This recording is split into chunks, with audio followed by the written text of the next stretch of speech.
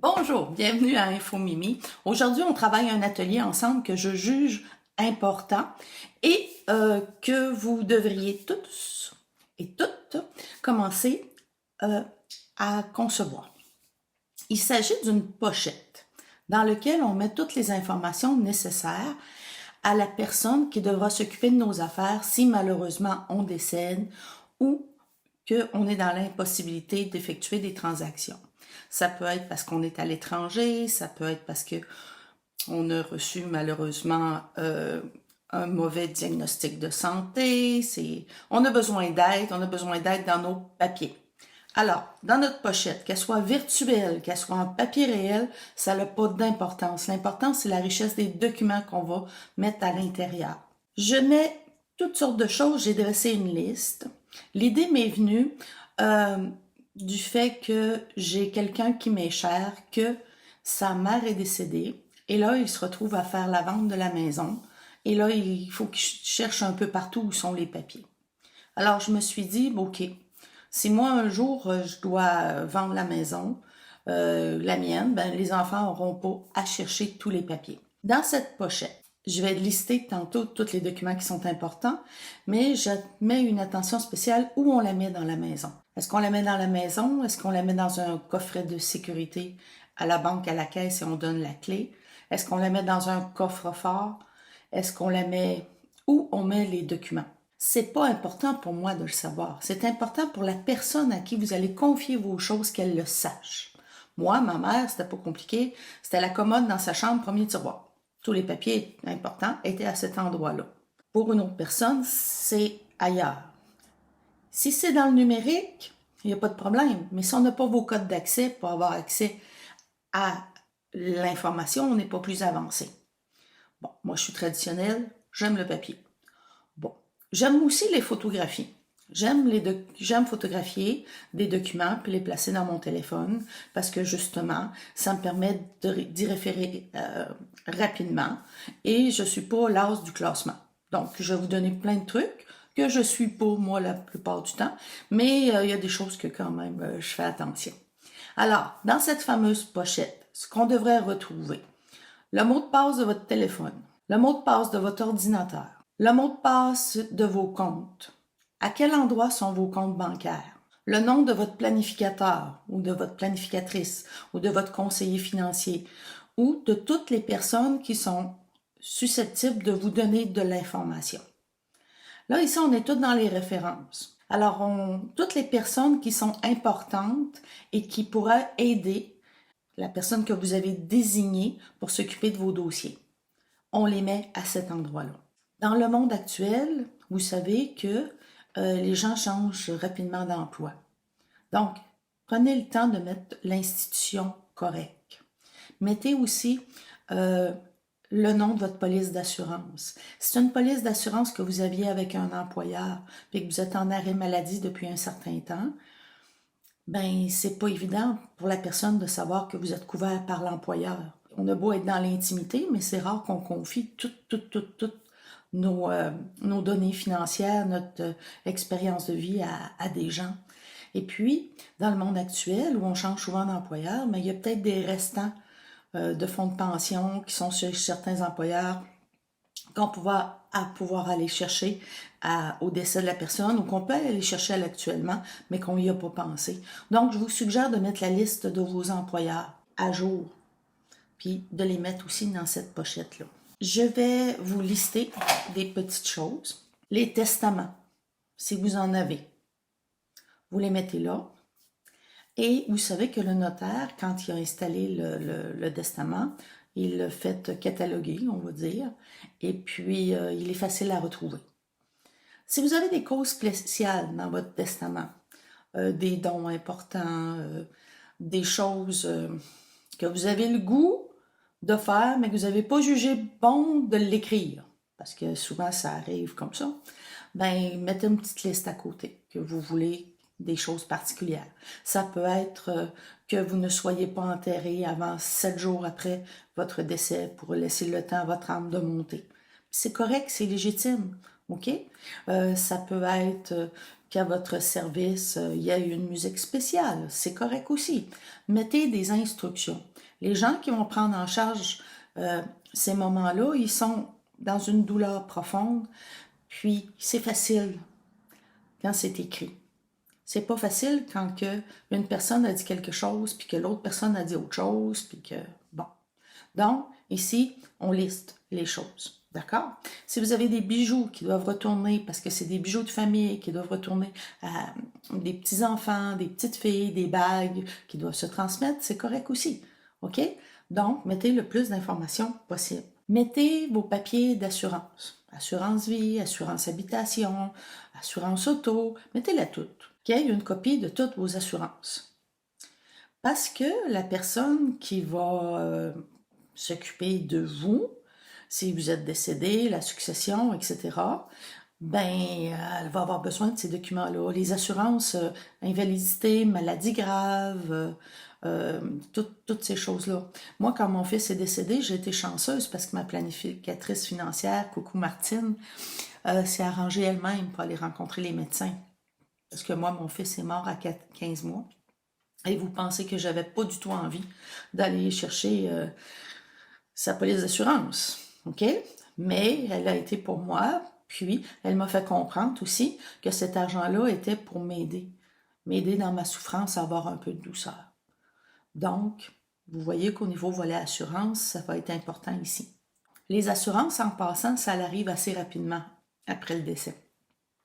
Et c'est les assurances qui vont vous permettre, dans le fond, d'enterrer la personne, de veiller aux dépenses, que le départ de quelqu'un, dans le fond.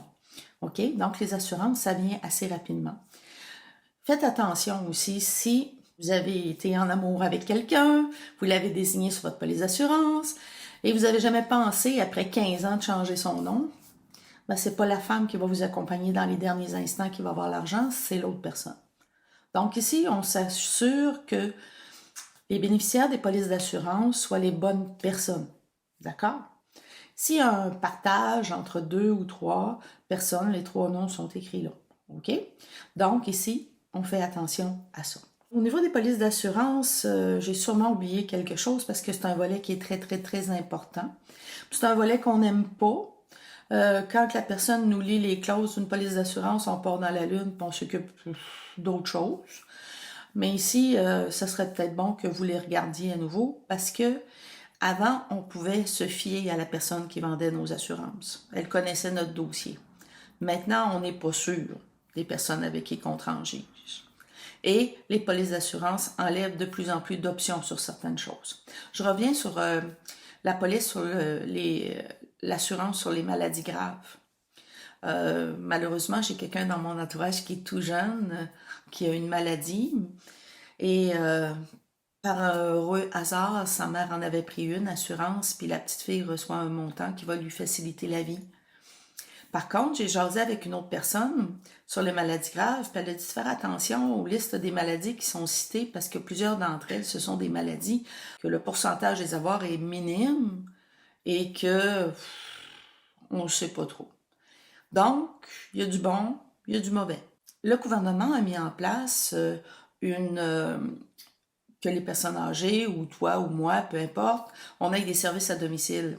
Et là, il y a une nouvelle assurance qui se promène là-dessus, pour s'assurer qu'ils vont nous aider financièrement s'il y a des personnes qui viennent nous soigner à la maison, etc. C'est un nouveau produit. Je ne vends pas d'assurance en passant. C'est un nouveau produit qui circule, etc. Bon, moi, j'ai pas contacté ça, j'ai pas regardé ça. J'ai dans mon entourage des gens qui vont pouvoir m'aider. Mais si vous en avez pas, puis vous voulez regarder ce type d'assurance-là, ça peut être intéressant. De prime abord, j'aurais 2 bémols. Premièrement, est-ce que c'est la compagnie d'assurance qui vont fournir les ressources? Deuxièmement, si le montant qui est donné est sujet à beaucoup, beaucoup de contraintes versus le prix que vous payez, vous verrez. OK? Ma mère, elle avait une toute petite assurance qu'elle avait pris indépendante qui payait 50%.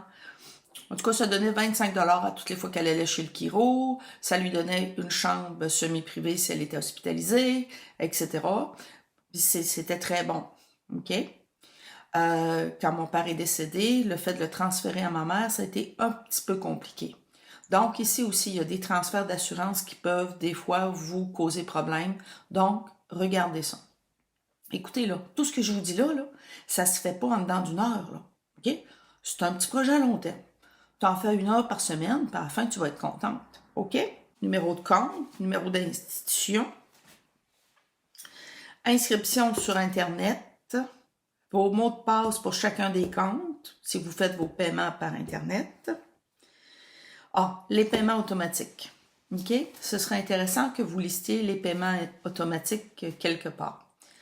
Parce que si par hasard, vous quittez la maison, vous voulez suspendre Vidéotron, qui coûte Vidéotron ou peu importe la chose, puis vous voulez suspendre ou vous désactiver ou etc., ben il faut que la personne ait votre mot de passe pour pouvoir le faire. Si vous mettez des procurations sur vos comptes, c'est-à-dire qu'il y a des personnes qui peuvent agir à votre place sur vos comptes de banque, ça peut être intéressant.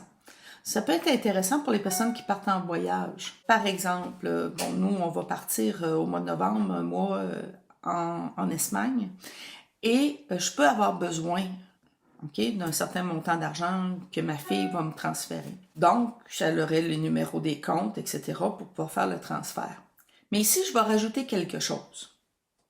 Je vais rajouter une petite phrase que si je l'appelle, ou si elle a une information de moi, ou si une personne X l'appelle en mon nom, ce qui peut arriver, ben cette personne-là va devoir dire une phrase à ma fille, donc, vous posez une question à ma fille, qu'elle va savoir la réponse, par exemple.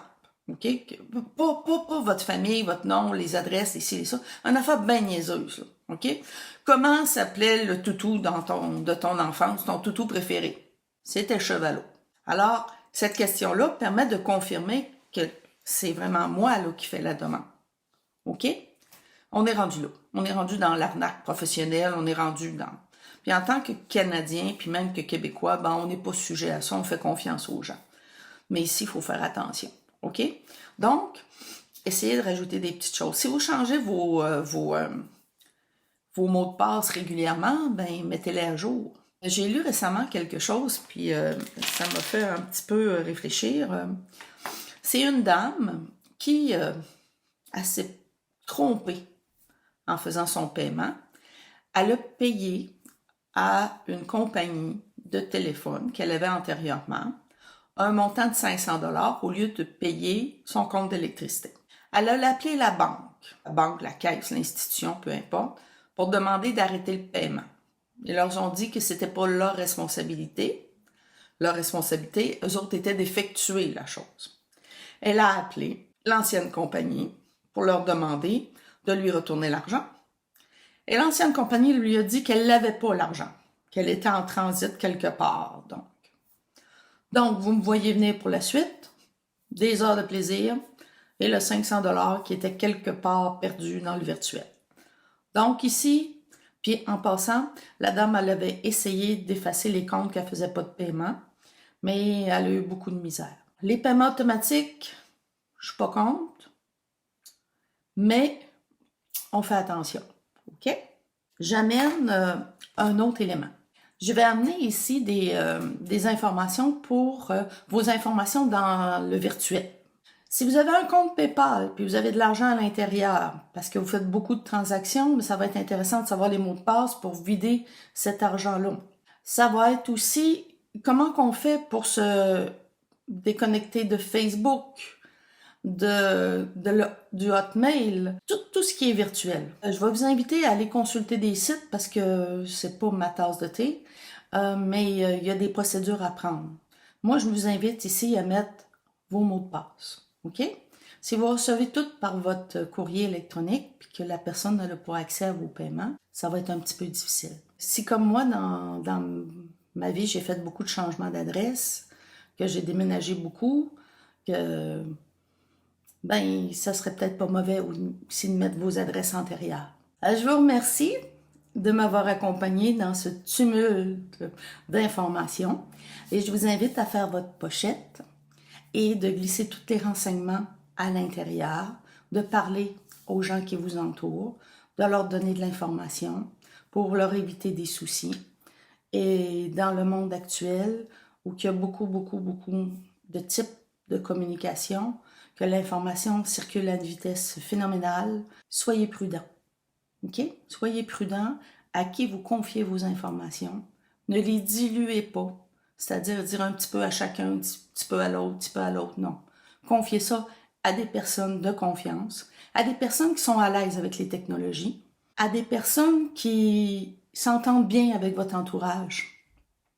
Ça ne sert à rien de confier ça à Joe Blow, qui est champion en électronique, s'il ne s'entend pas avec votre mari, par exemple. OK?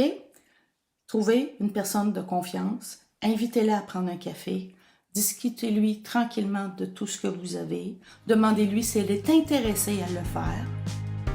Si oui, on transmet les informations. D'accord? Au revoir. Prenez soin de vous.